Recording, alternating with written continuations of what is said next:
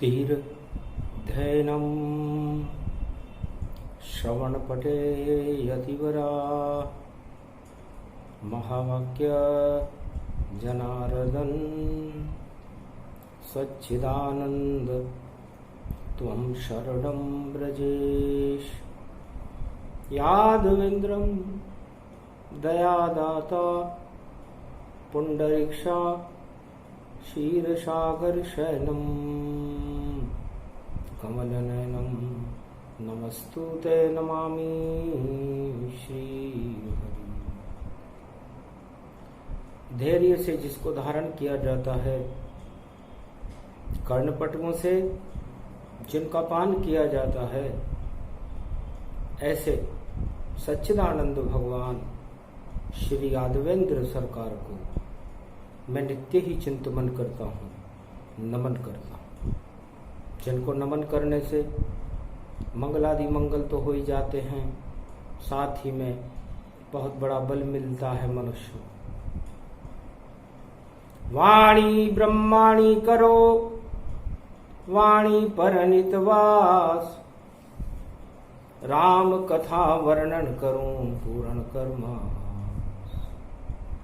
शक्ति उपासनम नवदुर्गे नमस्तुते, उमा गौरी महामंद्राचल भैरवी मंगला भद्रकाली नमो जगदम्बे नमामि। शारदा सरस्वती वीणा पुस्तक धारणी नमस्तुते भगवती महामयम तुमं शरणम महादेवी। कृष्ण पक्ष की पंचमी कलयुग भादो मास, भावना ही भगवान है और आत्मा करे प्रकाश। भगवान कृष्ण जो ब्रज के राजा हैं,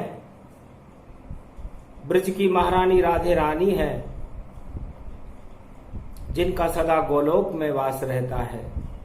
84 कोस ब्रजमंडल की भूमि पर जिनका प्रकाश चारों युगों में प्रकाशमान रहता है, वाणी ऐसे भगवान श्री कृष्ण की वंदना करती है, उन्हें नमन करती है। हम सब प्राणी इस मृत्युलोक में परमात्मा के अंश हैं। निराकार की ज्योति का प्रकाश हमारी आत्मा में प्रकाशमान रहता है और इसी प्रकाश से हम इस संसार के समस्त वस्तुओं का पान करके, ईश्वर का ध्यान करके मुक्ति को प्राप्त करना ही हर मनुष्य का, हर भक्त का मुख्य उद्देश्य होना चाहिए। शक्तियां दो तरह की होती हैं, एक होती है मानव शक्ति, एक होती है दानव शक्ति। दानव शक्तियां अपनी सारी शक्ति को, भोगों को अपनाकर उन भोगों में अपना जीवन समाप्त कर देती, और मानव शक्तियां अपनी आत्मा में ईश्वर का प्रकाश करके मानवता की रोशनी में भगवान से मिल जाती। वैतरणी नदी को पार करे वही आत्मा मानव है, और जो भोगों में निवास करे वो जगत में सारे दानव है। दो ही शक्तियां जगत में, मानव दानव जान, और मानवता है आत्मा और आत्मा कृष्ण भगवान। आज पंचमी का दिन है, पंच तत्व की आपकी ये देह है, इसमें आत्मा भगवान श्री कृष्ण है और मानवता का और दानवता का महाभारत हमारे शरीर के इस पंच तत्व की देह में महाभारत 100 वर्षों तक लगातार जारी रहता है। जो आत्मा अर्जुन बनकर अपने सारथी को भगवान कृष्ण को बना लेती है और आत्मा का ज्ञान, आत्मा को समझने का प्रयास करती है, तो उस आत्मा में धर्म क्षेत्र बनकर के कुरुक्षेत्र समाप्त हो जाता है और भगवान श्याम सुंदर की कृपा हो जाती है। और जो आत्मा की बात न मान करके और इंद्रियों की बात मानकर भोगों में फंस जाती है, उसे 84 लाख योनियां भोगनी पड़ती है और उसकी शक्ति का ही ह्रास हो जाता है। तो मानवता और दानवता दो बड़ी शक्तियां जान, और आत्मा में प्रगटा हो कृष्ण और शक्ति बने महान। तो भगवान कृष्ण की शक्ति को अपनाना मानवता है, भक्ति है, और आत्मा से ही परमात्मा का मिलन होता है। बाकी सारे मिलन मृत्यु लोक के और धरे यहां रह जाते हैं, और कोई किसी का नहीं यहां, सब स्वार्थ रिश्ते पाते हैं। सुर नर मुनि जन सब की रीति, स्वार्थ लाग करे सब प्रीति। इसलिए इस मृत्युलोक में तो स्वार्थ है, और समस्त राजा प्रजा माता पिता बहन भाई जितने भी रिश्ते हैं वो सब स्वार्थ से बने हुए हैं। स्वार्थ समाप्त, रिश्ता समाप्त। लेकिन परमात्मा निस्वार्थ है, और जो आत्मा परमात्मा से अपना रिश्ता बनाकर रखती है वह वैतरणी नदी को पार हो जाता है। सुनो राधे अब कथा कहें श्री कृष्ण भगवान, ये गीता का ज्ञान है और सुनो लगा कर कान। अवतार पृथ्वी पर जब जब भी अपना प्रकाश फैलाते हैं, मानवता की रक्षा करते दानवता नष्ट दिखाते हैं। अवतार को तो कोई पसंद ही नहीं करता राजा। चारों युगों में राजाओं से पूछो, क्या आप किसी भगवान को मानते हो? तब वो कह देंगे हम खुद ही भगवान हैं, हम राजा हैं। और राजा में भगवान की सारी शक्ति होती है, सारी प्रजा हमारे नेतृत्व में चलती है। इसलिए पृथ्वी के भगवान हम, और नहीं जाने भगवान ये सारे इंसान ही, और बने हमारे गुलाम। ये जितने भी इंसान हैं चारों युगों में इस संसार के अंदर, वो हमारे गुलाम रहते हैं और हम उनके राजा रहते हैं। हंसी आ गई कृष्ण को और बने कलयुग भगवान, द्वापर त्रेता सतयुग में भी ऐसे राजा मान। ये सारे राजा अपने आप को भगवान मान रहे हैं, भगवान के बारे में जानते ही नहीं, और खुद भगवान बन जाते हैं। और घन घमंड में देखो सत्ता पर इतराते हैं। तो ऐसे राजा नहीं कर सकते। देखो प्रजा कल्याण, कुरुक्षेत्र बना देते हैं, जगत को हो जाता घमसान। इसलिए राजा चारों युगों में इस पृथ्वी मंडल को भगवान बनकर कुरुक्षेत्र बना देते हैं, और उस कुरुक्षेत्र को धर्म क्षेत्र बनाने के लिए भगवान चारों युगों में प्रकट होते रहते हैं। परम स्वतंत्र न सिर पर कोई, भाव करे इच्छा मन जोही।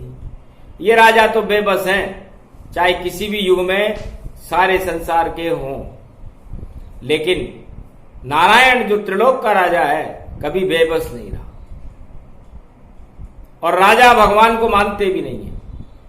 उनके लिए तो सत्ता ही भगवान है। झूठ बोलना उनका काम होता है, प्रजा को बहकाते रहते हैं और अपना समय निकालते रहते हैं। सत्य से बहुत दूर हैं संसार के सब राजा। है राधे, सतयुग में भी हिरण्याक्ष और हिरण्याक्ष हुए। हिरण्याक्ष तो पूरी पृथ्वी को ही पाताल में ले गया, और पूरी पृथ्वी को पाताल में लेने के बाद सोचो फिर बचता क्या है? सारा मृत्यु लोक ही देखो गया पाताल, और जितनी प्रजा थी पृथ्वी पर सबका आ गया काल। तब मैंने वराह रूप बनाया, और जल्दी में निर्णय कर पाया। एक दांत से मारा उसको, और एक दांत से विष्टा कोट हटाए। वापस पृथ्वी को देखो और मृत्युलोक में लाए। तो मुझे वराह अवतार बनना पड़ा था। एक भी राजा सफाई कर्मचारी बन के दिखा दे तो सबसे ज्यादा जीवन मुक्त मैं उसी राजा को करूंगा एक संत बन के दिखा दे। भगवान की बातें तो संत भी बहुत करते हैं, राजा भी दिखावे के लिए बहुत करते हैं, लेकिन जब पृथ्वी का काल आया तो न वहां संत गया था, न वहां पर राजा गया था, वहां पर नारायण गया था और उसने वराह अवतार लिया। कोई ले सकता है क्या? सारी गरिमा नारायण ने और अपने आप हटा डाली और सृष्टि की रक्षा करने को और देखो वराह शक्ति बना डाली। ऐसे बची थी सतयुग में ये पृथ्वी गति जान और हिरण्याकश्यप दानव चार्य था और उसे मारा नरसिंह भगवान। फिर उसे मारने के लिए मैं नरसिंह बना, क्योंकि उसने ब्रह्मा से वरदान ले रखे थे, लेकिन उसके एक वरदान नहीं चले और नरसिंह बना अवतार और सतयुग में सारे जगत का फिर से मैंने किया उद्धार। उसके बाद एक राजा हुआ दशरथ। इसने कई जन्मों से तपस्या की थी। पहला राजा था ये रघुवंश का। वो तपस्या क्या की कि नारायण मेरे पुत्र बने और हमें उसकी तपस्या के बल पर किसी राजा का पुत्र बनना मैंने पहली बार स्वीकार किया। तो पुत्र बन गया राजा का और पहुंचा मद दरबार और राजा दशरथ की वहां पर देखो बड़ी सरकार। तो राजमहल में कैद हो गया और माया मोह दिखाए, कैसे निकलूं राजमहल से ये नहीं समझ में आए। तब सरस्वती को मैंने बुलवाया और कुमति मंथरा रूप दिखाया। कहा सरस्वती कुमति फैलाओ तत्काल, मंथरा के माथे चढ़ जाओ तो भारत रूप विशाल। तब भारत का कल्याण होगा। किसी राजा के राजमहल में भोग करना हमारा काम नहीं है।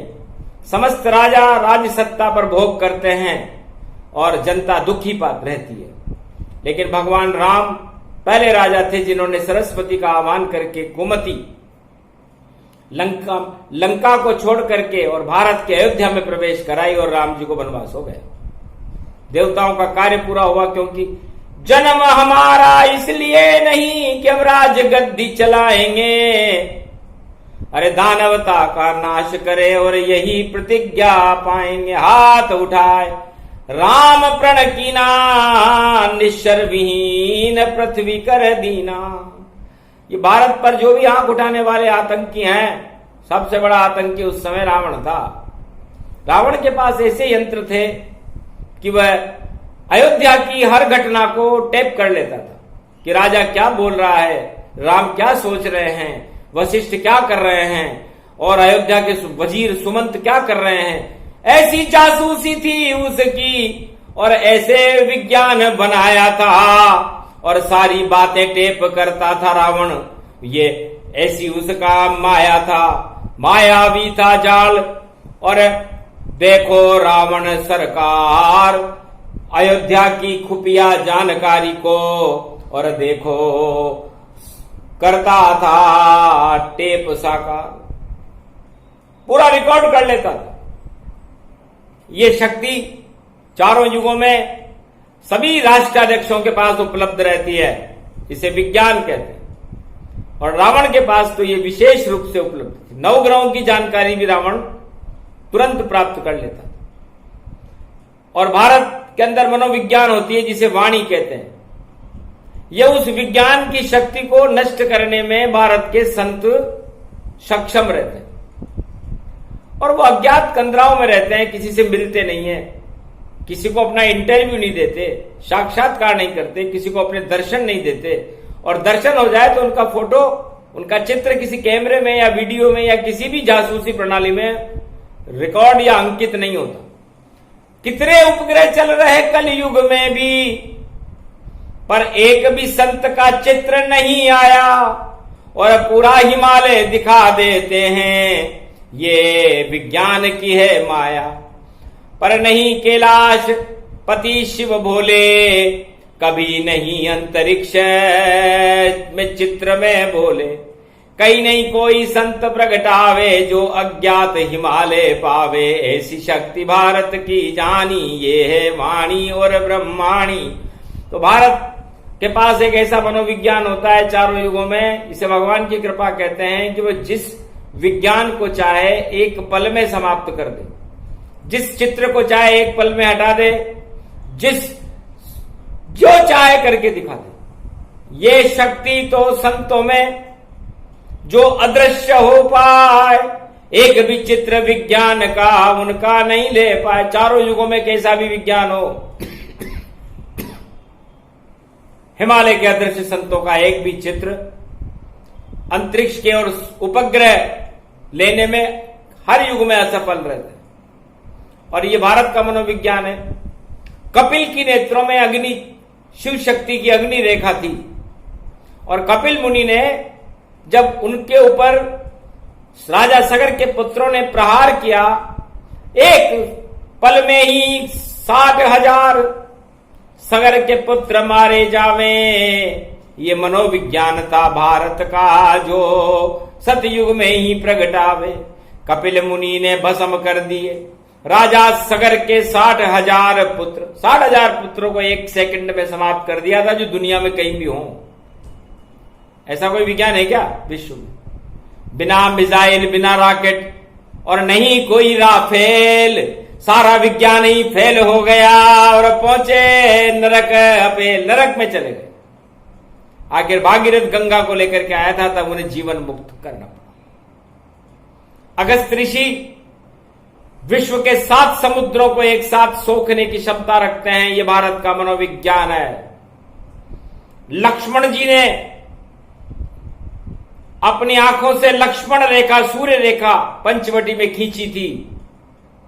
आज तक कोई वैज्ञानिक खींच नहीं सका। वो लक्ष्मण रेखा नासिक पंचवटी में उपलब्ध है। ये भारत का विज्ञान है। तो भारत का विज्ञान संसार के समस्त विज्ञान को समाप्त करने में सक्षम है, उसे वाणी कहते हैं। और ये हिमालय के अदृश्य संतों के पास और महादेव, ब्रह्मा, विष्णु, महेश और 33 करोड़ देवताओं के पास हिमालय में सुरक्षित रहती है। ये भारत का मनोविज्ञान है राधे रानी।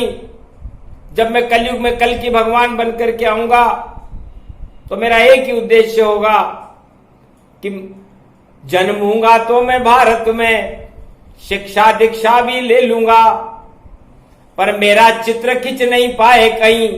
और देखो, नहीं वीडियो कोई बन पावे, मेरा चित्र संसार का कोई भी कैमरा या उपग्रह खींच ही नहीं पाएगा, कितनी भी कोशिश कर। मेरे साक्षात्कार को कोई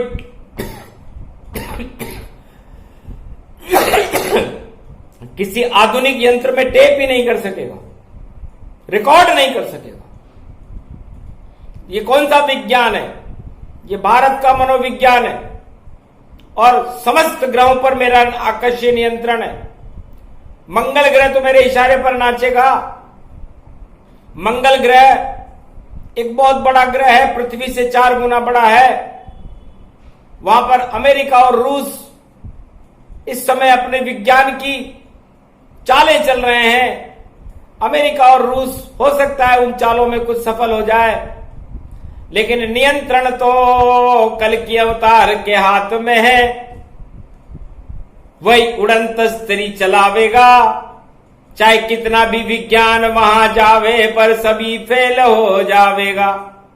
तो जितने नवग्रह अंतरिक्ष में, सब में है भगवान, और मंगल ग्रह पर बसे हुए हैं देखो असंख्य नरनार, असंख्य नर नारी मंगल ग्रह पर बसे हुए हैं। मंगल ग्रह आधे भाग में रेगिस्तान है और आधे भाग में बर्फ है।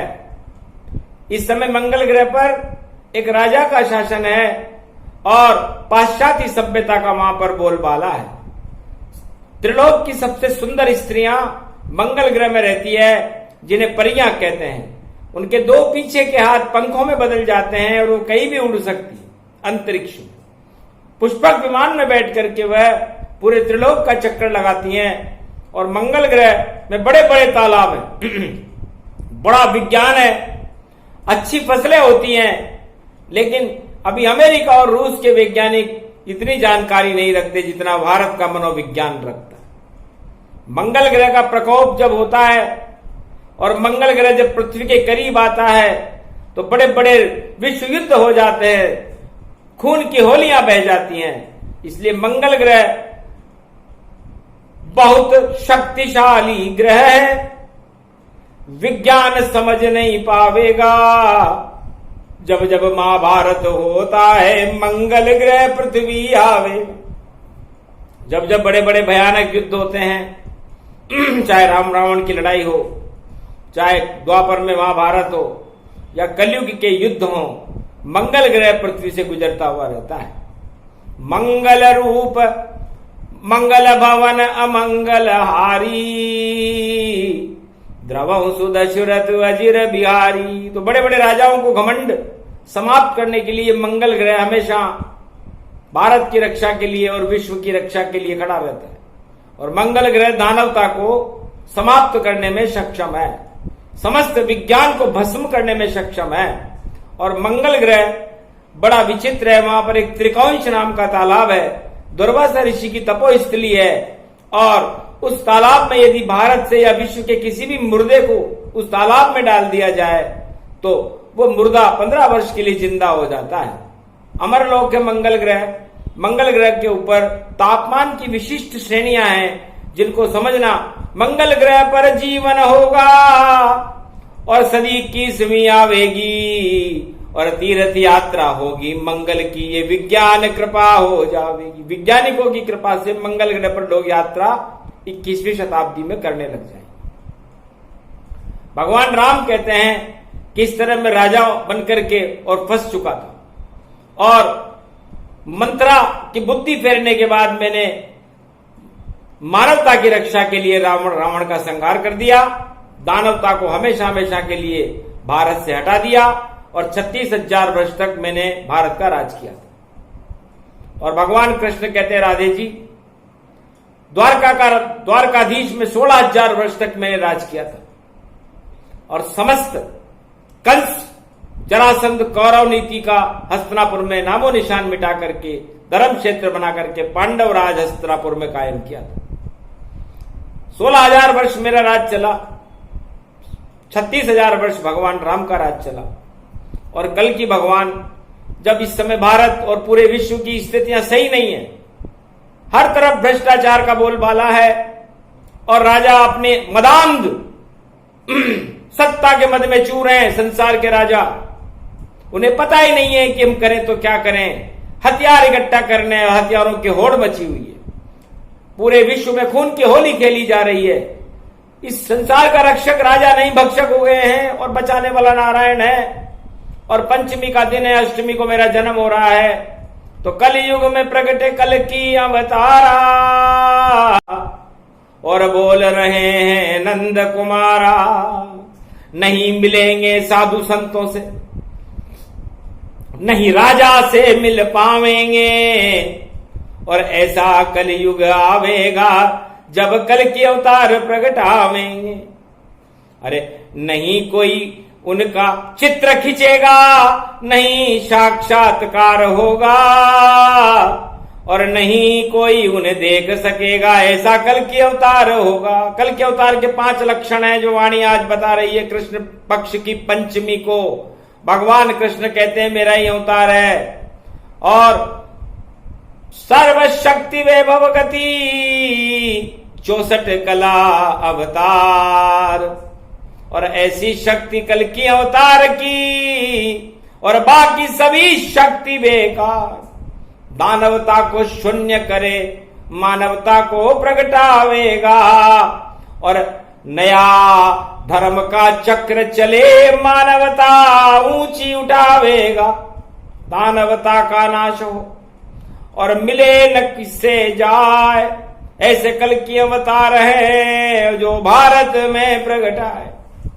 अवतार, कल के अवतार जो आधुनिक यंत्र पर संसार फूल रहा है कि अब उसका फोटो खींच लेते हैं, वहां से वहां भेज देते हैं, वहां से वो कर लेते हैं, वहां का गुप्तचरी कर लेते हैं, वहां जासूसी कर लेते हैं, उसका कमरा देख लेते हैं। देख सको तो देखना, जब प्रगटे कल की अवतार, सारे यंत्र फैले तुम्हारे और नहीं नजर आए सरकार। ऐसी सरकार है, किसी भी आधुनिक यंत्र में कल की भगवान का कोई चित्र, कोई दूरदर्शन या किसी टेलीविजन पर दिखाई नहीं दे सकता। न वह किसी को साक्षात्कार प्रकाश प्रसारण करेंगे, आएंगे नहीं प्रचार प्रसार में। ये तो नकली राजा आते हैं, रोजाना वक्तव्य देते हैं और अपना फोटो दिखाते हैं। नकली ज्यादा चिल्लाते हैं, असली कभी नहीं आए। क्या मतलब प्रचार प्रसार से? ये सब नकली भाई। जितने भी राजा विश्व के हैं जो अपना प्रचार प्रसार में अरबों खरबों रुपया जनता का खर्च कर देते हैं, नकली है। कोई ताकत नहीं है इनके पास। ये वाणी में भगवान कृष्ण कलयुग में फरमा रहे हैं, क्योंकि असली का तो प्रकाश होता है। सूर्य का कोई प्रचार करता है क्या? किसी टेलीविजन पर सूर्य का साक्षात्कार या चंद्रमा का साक्षात्कार आया हो तो बता दे। नकली राजाओं का तो रोज ही आता है, वो तो कब उठते ही प्रसारण चालू कर देते। इसलिए नकली कलयुग के राजा, इनको सब नकली ही मानो। और असली तो कल की अवतार है, जो भारत प्रकट जल्दी जानो। नहीं प्रसारण होएगा, नहीं प्रचार प्रसार, साक्षात प्रगटाएंगे। देखो कल की अवतार, उनका कोई इंटरव्यू ले नहीं सकेगा। उनका चित्र किसी भी कैमरे में, संसार के आधुनिक यंत्रों में कैद ही नहीं हो। यदि आप किसी ऐसे महापुरुष से मिलो जिसका चित्र किसी कैमरे में नहीं आ रहा हो, जिसका साक्षात्कार रिकॉर्ड नहीं हो रहा हो, समझ जाना उसके चरण में गिर जाना, वो कल की अवतार है। पहली बार बता रही वाणी, सुन लो भारत के सब प्राणी। भारत में ही जन्मेगा देखो कल की अवतार, यही निशानी है उसकी, बोले कृष्ण सरकार। भगवान कृष्ण सरकार, जो भारत की चारों युगों में सरकार रहती है, और उनके बिना भारत का पत्ता भी नहीं हिलता। कैसा भी राजा आ जाए, कोई सा भी राजा आ जाए, कोई सा भी युग आ जाए, यहां का राजा तो भगवान राम और भगवान कृष्ण और नारायण है। जब 21वीं शताब्दी में भगवान ने भारत और विश्व की दुर्दशा देखी, खून की होलियां भारत की सीमा के बाहर खेलते हुए देखे, तो उनसे रहा नहीं गया कि कैसे मने जन्माष्टमी। सोम पढ़े जन्माष्टमी और 30 अगस्त गति जान। अमृत उसको मानिए, अमृत कृष्ण भगवान। चंद्रवंश का अमृत हूं मैं। और 30 अगस्त को भारत में जन्माष्टमी होगी। आज तो पंचमी है, अश्वनी नक्षत्र है।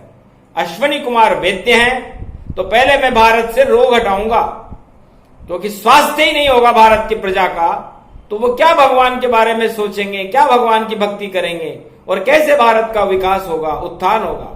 इससे सबसे पहले अश्वनी कुमार, आज कृष्ण पक्ष की पंचमी है, तो भारत की हर पंच तत्व की आत्मा में उसे रोग रहित करो, क्योंकि सारे रोगी भारत में फिर कैसे ईश्वर को बुलाएंगे। जब तक वह स्वस्थ नहीं होंगे तो ईश्वर कैसे आएंगे। तो सबसे पहले पंच तत्व की देह को स्वस्थ करो सब जाए। अश्वनी कुमार की कृपा प्राप्त करो तो कोरा ना भग जाए। उसके बाद नारायण खुद कल के अवतार बन आवेंगे और अमृत होगा सोमवार को 30 अगस्त प्रगटावेंगे। तो 30 अगस्त को भारत में अमृत की बरसात होगी रात के 12 बजे। और धनिया, जो साबुत धनिया होता है, उसकी पंजेरी बना करके उसमें मिश्री डाल करके उसमें दही से मिश्रण करके जो मनुष्य जन्माष्टमी की अर्धरात्रि में पान करते हैं, उसके सारे रोग उस अमृतमयी धनिये की पंजेरी से ठीक हो जाते हैं। ये अश्वनी कुमार ने कहा, ये योग है। और एक वर्ष में एक बार ही आता है। जैसे शरद पूर्णिमा की चांदनी अमृत छिपकाती है, उसी तरह भगवान कृष्ण के जन्म के समय चंद्रवंश में उनका जन्म है, तो उसमें अमृत डालना पड़ता है। और इस अमृत का पान करने से मंदाग्नि नष्ट होकर के जठराग्नि तीव्र हो जाती है, रोग हट जाते हैं। वरना बरसात और सर्दी के मध्य में जो अश्वनी मास होता है, भाद्रपद और अश्वनी, उसमें रोग ज्यादा होता है। तो सारे रोगों को हटाने के लिए भगवान कृष्ण का जन्म होता है, और उसमें इस अमृत को टपकाने के बाद जो भी मनुष्य भारत में इसका पान करता है उसके रोग हट जाते हैं। उसके बाद पड़े मंगलवार और कृष्ण जन्म प्रगटाए, दानवता में दंगल होगा, मानव मंगल पाए। तो मानवता में तो मंगल होगा, ये जन्माष्टमी बता रही है, रोहिणी नक्षत्र बता रहा है, और दानवता में दंगल होगा। और उसके बाद भगवान कृष्ण कल के अवतार बनकर जन्म लेंगे। तो जन्म बड़ा जानो उनका, सब कुछ मंगल हो जावेगा। और भारत में जन्मे कल की अवतार, जिसको कोई देख नहीं पावेगा। नहीं कोई से मिले और मिले गरीब से जाए।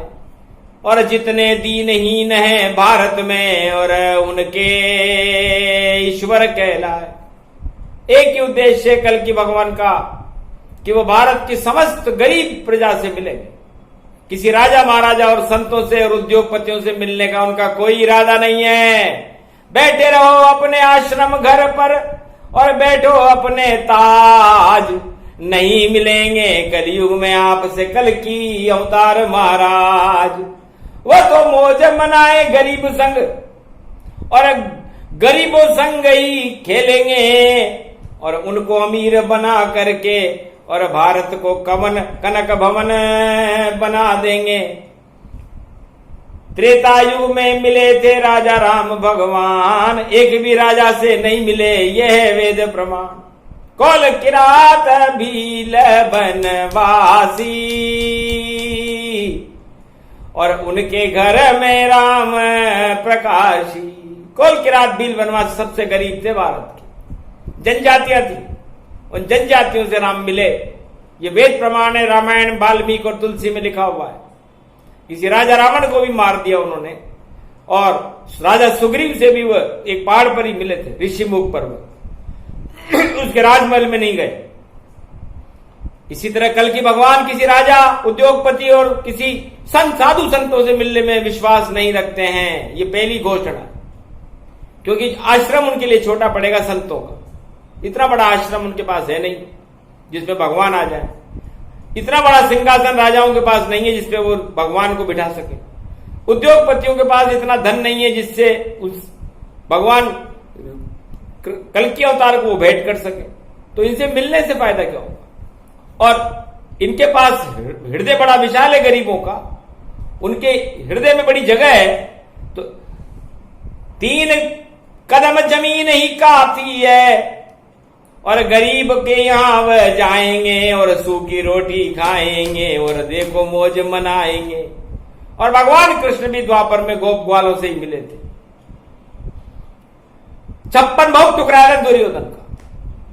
राजा कंस को राजमहल में मार डाला था, अपना मामा था, जरासंध को मार डाला। किसी राजा के यहां पर भगवान कृष्ण गए नहीं। तो ये उनकी नीति प्रणाली अनादिकाल से है। तो कलयुग में किसी राजा से, उद्योगपति से और साधु संतों से मिलने का क्या काम? मिलेंगे केवल गरीबों से, मसीहा गरीबों के कहलावेंगे। और जितने गरीब हैं भारत के, सारे ही मौज मनावेंगे। ऐसी होगी 21वीं सदी, जब कल की अवतार खुद आवेंगे, और उनके साथ ही नृत्य करे और उनको नाच नचावेंगे। राजा प्रजा साधु संत उद्योगपति तो उनसे मिल नहीं पावेंगे। लाख प्रयास करे तीनों पर कभी नहीं मिल पावेंगे, इसलिए इनको मिलेंगे ही नहीं। ये तो राम राम करते रहेंगे, अपने आश्रम पे करते रहो।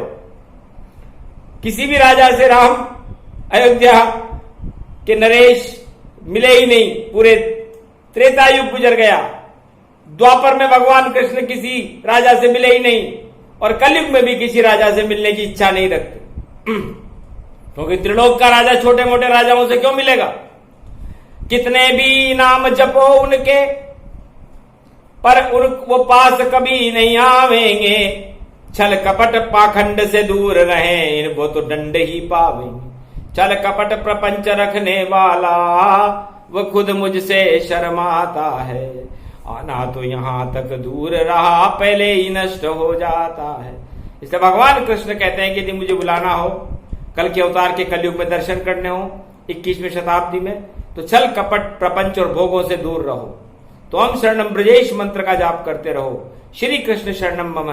भगवान कृष्ण का महीना है पूरा भाद्रपद, इससे उनके गुणगान करो हो सकता है भगवान की कृपा आप पर हो जाए, क्योंकि भगवान भोगों में नहीं आत्मा में होते हैं और आत्मा का आकर्षण ही भगवान है, मानवता है, और भोगों का आकर्षण दानवता है।